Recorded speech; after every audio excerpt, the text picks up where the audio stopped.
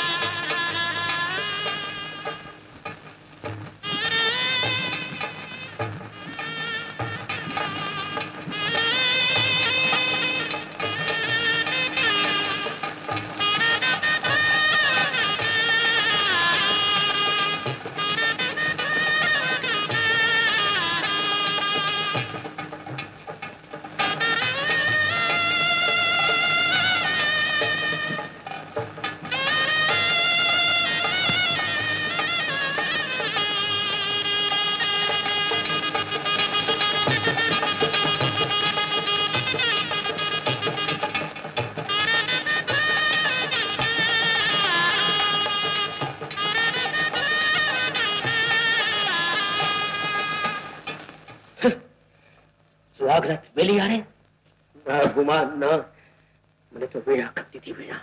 હાલો બાપુ હાલો, આ દર્દની એક જ દવા છે, ખોટ અંદર અને દર્દ બહાર. મારી હલા ખોટી હોય જ નહીં. નહીં ગુમાન, મન નથી લાગતું. અરે બાપુ હાલો તા ખરા. યારો દોસ્તોની મહેફિલ, રામ પ્યારી બાઈનો મુજરો, હાથમાં જામ અને બાકી રે વીણા, એની હગવડ થઈ જાહે. મારી હલા ખોટી હોય નહીં. હાલો બાપુ હાલો. શું કરો જમાઈ? અદુ ગદુ રમું છું. નગર શેઠથી છોડી લગ્ન કરીને વાહમાં આવી અને તમે અદુ ગદુ રમો છો. શું કરું મારા જડબે સલાહ ફફરાજી? રાસ કરવાની રમઝટ થવા દો રમઝટ. આ તો હું કહેવાનો હતો. ભારે ઉતાવળી ઈ ઉતાવળા હતા ને તઈ તો તમને આ લાખેડો જડબે સલાહ જમાઈ મળ્યો છે, સમજે ને? એ હાલો હાલો હાલો.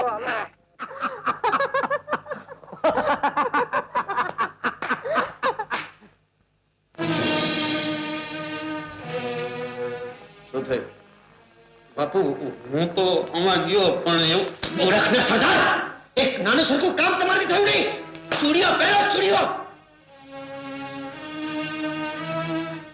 અરે હા, ઈ નગર શેઠની દીકરી આને તો મારા લગ્ન થવાના હતા, મારા. હા, ઈ નગર શેઠે હાથ જોડીને મને વિનંતી કરી કે હંગા માની જા. મારે તારા જેવો અનુભવી જડબે તલાક ઘર જમાઈ જોઈએ છે. સારું શું તમે કબૂલ ના કર્યું, નહીં તો મારું શું થાય? તું પડત ખાડામાં. શું? એમ એને કીધું. બાકી મેં જરાક ઢીલું મૂક્યું હોત, મેં જરાક પોચું મૂક્યું હોત ને તો અટાણે હું નગર શેઠનો ઘર જમાઈ હોત. આ તારા ભૂખડી બારત બાપનો નહીં. હવે ચાચા એ આવું બોલતા શરમ નથી આવતી? એટલે એમાં શરમ છે ને, ઈ તો ભાગ્યની વાત છે. પણ હજી જોજે ને.